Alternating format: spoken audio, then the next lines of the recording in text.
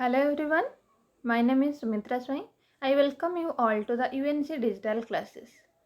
We are studying Introduction to Business, and in today's class we are going to start a new chapter, that is your partnership business, or we can call it as your partnership firm. So we have already studied that there are different type of business. If it is about one person or one owner, then it will be called as your sole proprietorship firm or sole proprietorship business.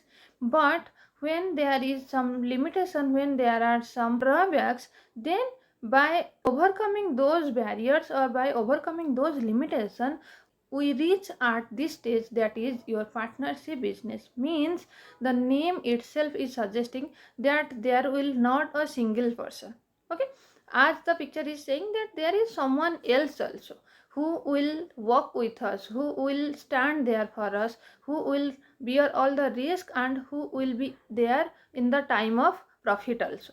So we will study that in this particular video. Basically, in our day-to-day life also, we know that what a partner means. Partner is someone who will always be there with us. Okay, so we know that we are not alone. Someone is also there who will always be a part of our journey. Whatever it may come on the path, someone is there who will share all the risk, all the burdens, all the profit, everything. In all the good time and also in the bad time also, a partner is always there. Okay, so now we will start that particular concept in business, when we will understand that what a business or what a partnership firm is known. The partnership is a voluntary association. Voluntary association means when some act or when we do some action by ourselves, someone is not forcing us to do that or to perform that task. So it is a voluntary association. I myself, with all my willingness, with all my consent, free consent, I have joined the partnership firm.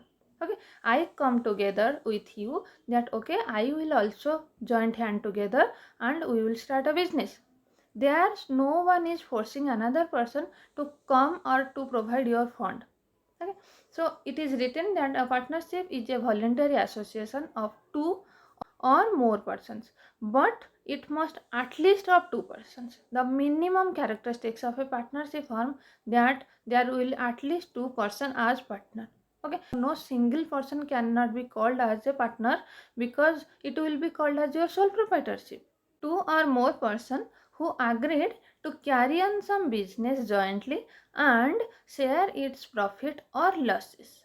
They combine their fund and skill to carry on business together. So as the sentence is written, that there will be at least two person, okay, they will come together by combining their funds as shown in the picture also. Okay, so I have some fund, you have some fund. By combining those two funds, it will be much bigger, obviously. Okay, so we can say that we are combining our funds, we are combining our skill, we are combining our ability, and we are performing the business activity, that will be called as your partnership firm. There are some more meaning added to partnership firm. It is written that partnership is the relation between person who have agreed to share profit of a business carried on by all or any one of them acting for all. So if we will mark this statement or this sentence, we can understand that maybe I have a lot of money, or if I am a rich person, I have more money to contribute in a business. Okay, but I don't have that proper knowledge that how to run a business. But in the other hand, you are a person who don't have money, but you have a lot of skill, you have a lot of experience that how to run a business. So what we have decided, that okay, how much of fund you may have, you just take that. I will put all my money and your knowledge my money. By combining this, the partnership firm will run. Okay, so here if person B means you, if your name is person B, then here person B will act or person B will run the business on behalf of me. My funds are utilized, my funds are invested in that business, but I am not taking part actively in that business activity. Okay, so that's why it is written that only one person also can act on behalf of one person or on behalf of that whole partnership firm. The next sentence is saying that a partnership is a form of business organization in which two or more persons up to a maximum of 20 join together undertake some form of business activity. So as we know that in the upcoming slides also we will understand that what is the maximum limit of a partnership firm. We know that the minimum requirement is only 2 persons. Means at least 2 persons have to joint hand for framing that partnership firm, but there is a maximum limit also that only 20% means maximum 20% can come together to form a partnership business. Okay, so we will study in the next slides also that in banking there are 10 persons and in other business there are 20 persons can act as a partner. Coming to the next slide, it is about the characteristics of a partnership firm. So there are different type of characteristics without which a business or a partnership cannot run or cannot establish. The first thing is two or more persons. We already know that there will be at least two persons. Next is your agreement. It is your lawful business. There will be sharing of your profit, mutual agency, utmost good faith must be there among the partners. Next is your unlimited liability, restriction on transfer of interest, joint ownership and control. So we will study about these characteristics in detail. First is saying two or more person.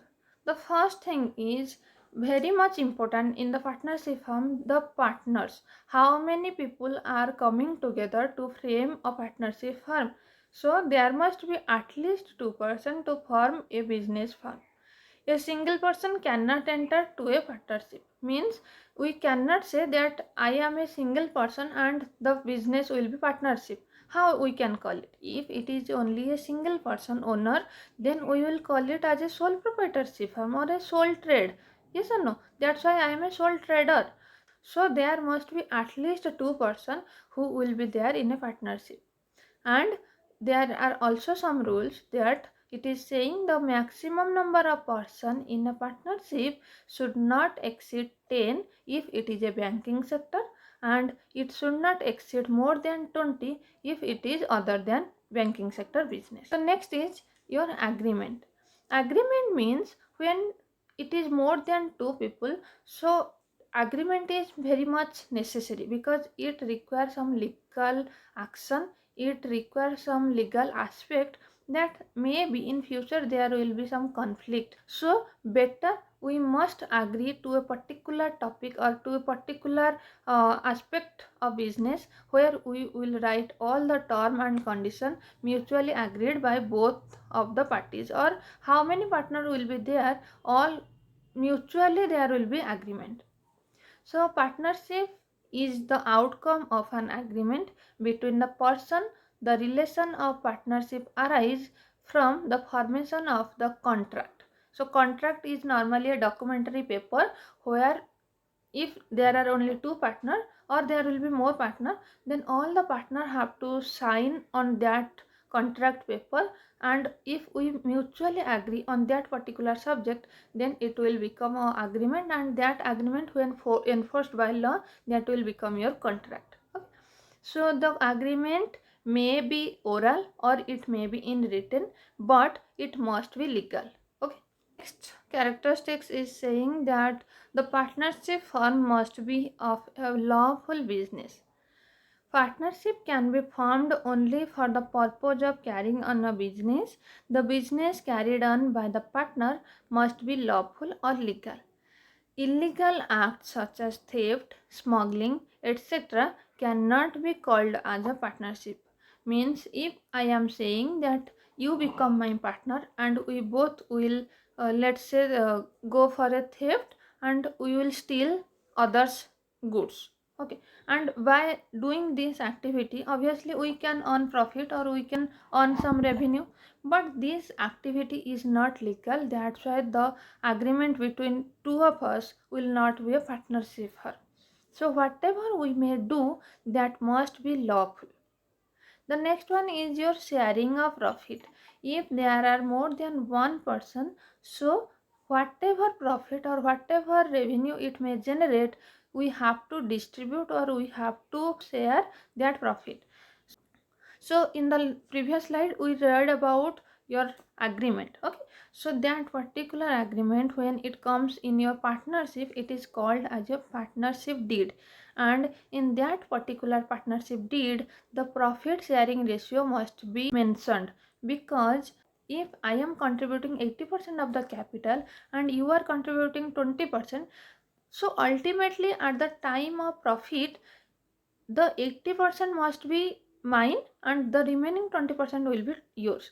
There are some other rules also. If you are an active partner, which we will study in the next class also, that there are different type or various types of partners in a partnership firm. So if you are an active partner and you are actively working for the partnership firm and I am only contributing money, then you will take salary or you may take commission also, but the profit sharing ratio must be mentioned in the partnership deed. Next one is partnership firm is a mutual agency. It is written that partnership business must carried on by all the partner or by any one of them acting on behalf of the partner of others. Every partner is an implied agent or other partner or of the firm. Means I am saying, let's say there are four partners in a firm and I am one of them. If I am signing on a document, if I am signing on a project, then ultimately my sign will implement or it will say that our company has signed this. Okay, so here I am acting as a agent of overall firm or my overall partnership business. Next is utmost good faith. This is very much important, as there are different type of people, as there are partners. There must be a understanding, there must be loyalty, there must be some good relation among those partners, because if you will not trust the other people, you may have always a doubt within yourself that what he is doing or he is not working, he is only taking all the profit. Okay, so for that we can say that for a successful partnership firm it is very much required that the relation between the partner must be based upon some mutual trust, confidence, and every partner is expected to act in its best of interest of other partner or on the behalf of the firm as a whole. Okay, we will always try not to cheat, we will always try to do our best for the firm. It is not always to fulfill my individual interest, it is always to subordinate the individual interest into the general interest. And the next characteristics are saying that unlimited liability. So if there will be debt, if there will be some liability upon your company, it has to be shared or it has to be divided among all the partner, and that debt may be unlimited also. It may be a huge burden on individual of the partners, so there are a unlimited liability. Every partner is jointly and severally liable to an unlimited extent of the debt of the partnership firm. Means on the organization whatever debt it may come, you have to share or you have to distribute all the debt. The next one is restriction on transfer of interest. So if there are two or three people as partner, it is not like that I can transfer my part of shares to another person without the consent of other partners. Okay, so whatever I may do or whatever act I have to perform, this ultimately has to be taken on the consent of other partners also. So if you want to transfer your interest or your part of share to other person, then ultimately you have to take the opinion of other partners, and if they will agree, then only you can transfer the shares. So it is written that no partner can transfer his share in the partnership without the prior consent of all other partners. The last one is joint ownership and control. Ultimately, we know that as it is a partnership firm, it is not like that I am the single owner and I will control the business as per my ideas, as per my knowledge, as per my rules. So the partnership is owned by all the partners, and ultimately it has to be controlled by all the partners in a joint and mutual base. The next thing we are going to discuss in today's class, that is your partnership deed. As I have already told you that in partnership there is always an agreement, there is always a contract paper signed, duly signed by all the partners, and that particular contract paper or agreement paper is called as your partnership deed. So partnership deed is nothing, just it is just a document or a piece of paper. So it is the document containing the term and condition of a partnership firm. It is an agreement in writing signed by all the partner, duly stamped and registered. And it must define, means in partnership firm the all the terms or all the condition are, why are there, they will define the right and they will define or they will speak about the duties and obligation of all the partners. The last thing is what is there in the partnership deed. So a partnership deed contain the name of the firm. Have to be specified clearly that what our business will be called, means it may be XYZ Private Limited or something else or whatever, but the name of that particular firm have to be mentioned in that partnership firm. Next is the nature of the firm, means which type of business you are going to perform in that firm. It can be a medical, it can be a grocery store, it can be your pharmacy or anything. Whatever may be the nature of the firm, it has to be mentioned clearly in the partnership deed. Next is the place where you want to set up your business. The location has to be properly mentioned there. And if you have any branches also, you have to mention that in the partnership deed also. Next is for how much period or for what extent you want to carry or to carry forward this business. If you know that Hero and Honda, they are two different companies, they come together for a particular time period. After the lapse of that time, they perform separately. Hero is now a different company and Honda is now a different company. Okay, so there must be a time frame or there must be a duration for which a partnership firm may come together. Okay, if the time is coming to an end, you can renew that time period, but there must be a particular time period have to be mentioned in the partnership deed. The next is the name and address of all the partners. How many partners are there, their numbers, their address, their name is to be clearly mentioned or written in the partnership deed. Next is amount of capital. How much of money each partner is contributing, that is to be recorded. And as per that, ultimately, how much of money someone or one partner can take as loan, or we can say that your drawings. Okay. So how much of money you can withdraw from that firm, it has to be mentioned. Next, the profit sharing ratio. As per the amount of capital, or it has to be shared equally or whatever, you have to write or you have to clearly mention the profit sharing ratio. Next, the valuation of goodwill. And there are also some other points which have to be mentioned in your partnership deed. But these are the very basic things which we have to look or we have to take care while performing the partnership deed. So this is for today's class. In the next class we are going to discuss about the advantages, disadvantages, types of partners and everything related to your partnership firm.